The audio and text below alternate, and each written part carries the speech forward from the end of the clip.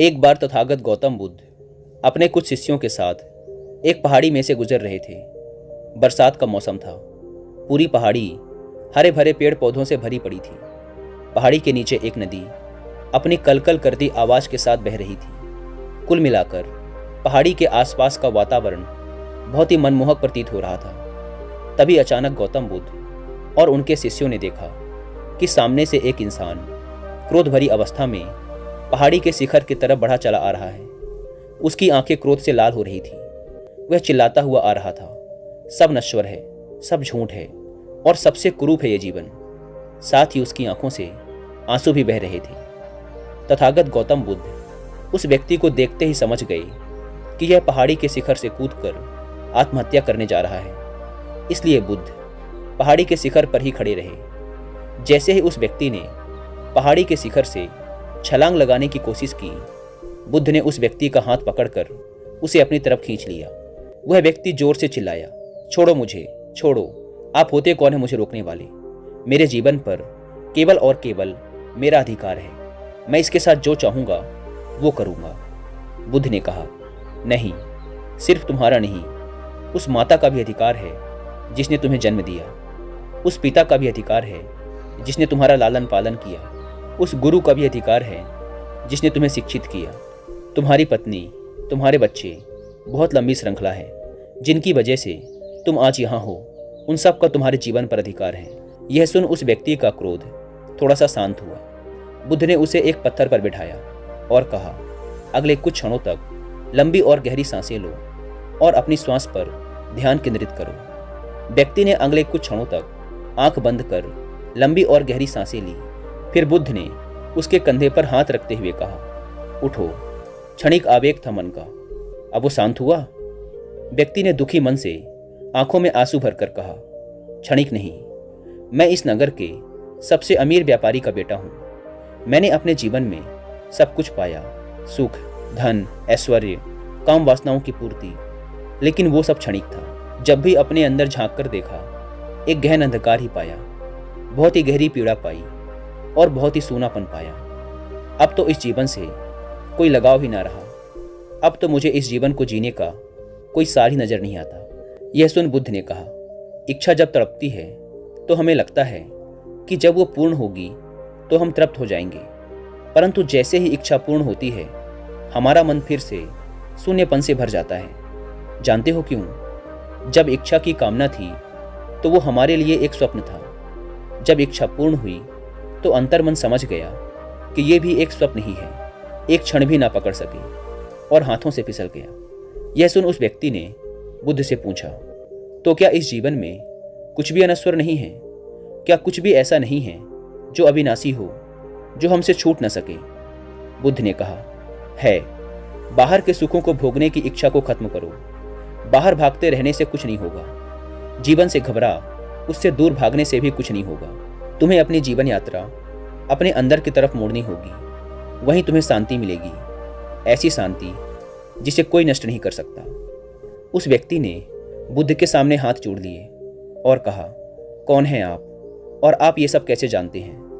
बुद्ध ने कहा, इस जगत के लोग मुझे बुद्ध के नाम से जानते हैं और अभी जिस मार्ग में तुम भटक रहे हो, बरसों पहले मैं भी उसी मार्ग में बहुत भटका हूँ, लेकिन अब मैं इन सब दुखों से ऊपर उठ चुका हूँ। यह सुन उस व्यक्ति ने बुद्ध की तरफ बड़े ध्यान से देखा। बुद्ध के चेहरे का अद्भुत तेज देखकर वह बहुत प्रभावित हुआ। उसने कहा, बुद्ध, मैंने आपसे सुंदर व्यक्ति आज तक नहीं देखा।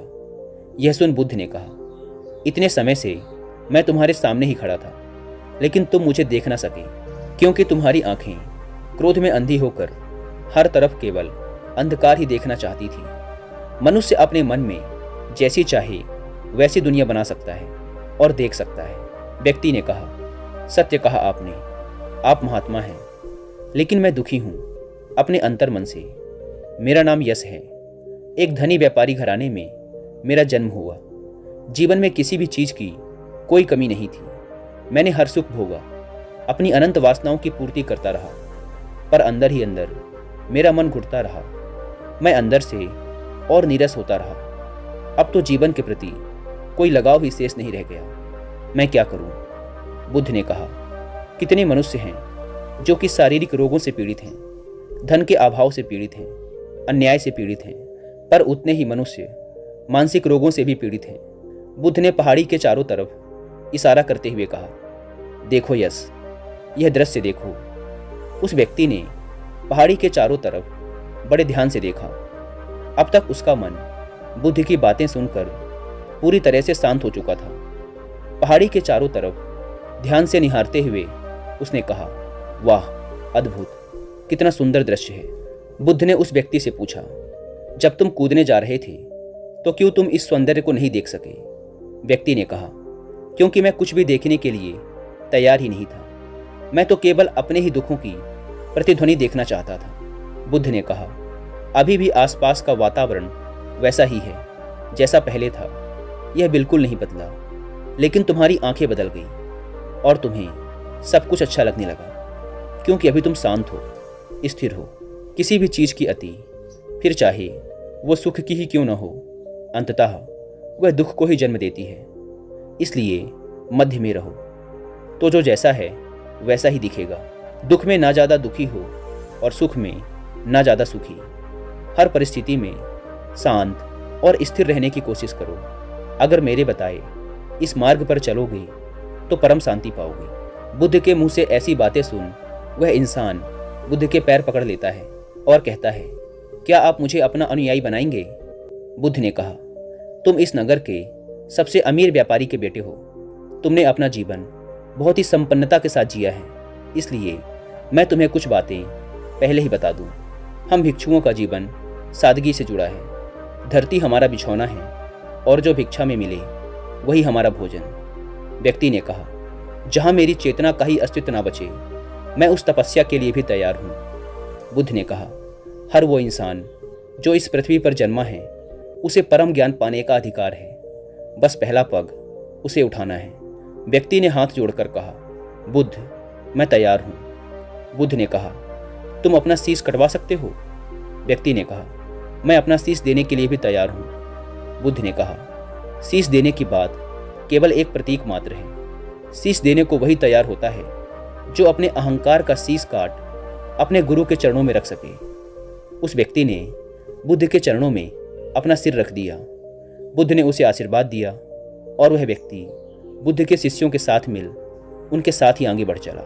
दोस्तों, गौतम बुद्ध, उनके सिद्धांत और उनकी शिक्षाओं के बारे में और डिटेल से जानने के लिए मैं आपको एक बुक रिकमेंड करूंगा जिसका नाम है बीइंग टू बिकमिंग बुद्धा। आप चाहें तो इस बुक को हिंदी में कुकू एफएम ऐप पर भी सुन सकते हैं। इसके अलावा आप कुकू एफएम पर 2 बुक समरी और भी सुनिए, जिसमें से पहली है बुद्धास ब्रेन और दूसरी बुक समरी है Zen mind beginner's mind. Kuku FM को डाउनलोड करके आप ऐसी ही हजारों बुक्स को ऑडियो फॉर्म में सुन सकते हैं, वो भी मात्र एक बुक से भी कम की कीमत पर। कुकू एफएम, जो कि इंडिया का सबसे बड़ा ऑडियो बुक प्लेटफॉर्म है, उसके एनुअल सब्सक्रिप्शन पर अभी चल रहा है 50% का डिस्काउंट। यानी कि अगर आप डिस्क्रिप्शन या फर्स्ट कमेंट पर दी गई लिंक से इस ऐप को डाउनलोड करके उसमें यूज़ करते हैं कूपन कोड WI50, तो आपको पूरे साल भर के सब्सक्रिप्शन के लिए देने होंगे 399 की बजाय सिर्फ 199 रुपीज़। लेकिन जल्दी कीजिएगा, क्योंकि यह ऑफर सिर्फ पहले 250 यूजर्स को ही मिल पाता है। ऐप को डाउनलोड करने की लिंक भी आपको डिस्क्रिप्शन एंड फर्स्ट कमेंट पर मिल जाएगी।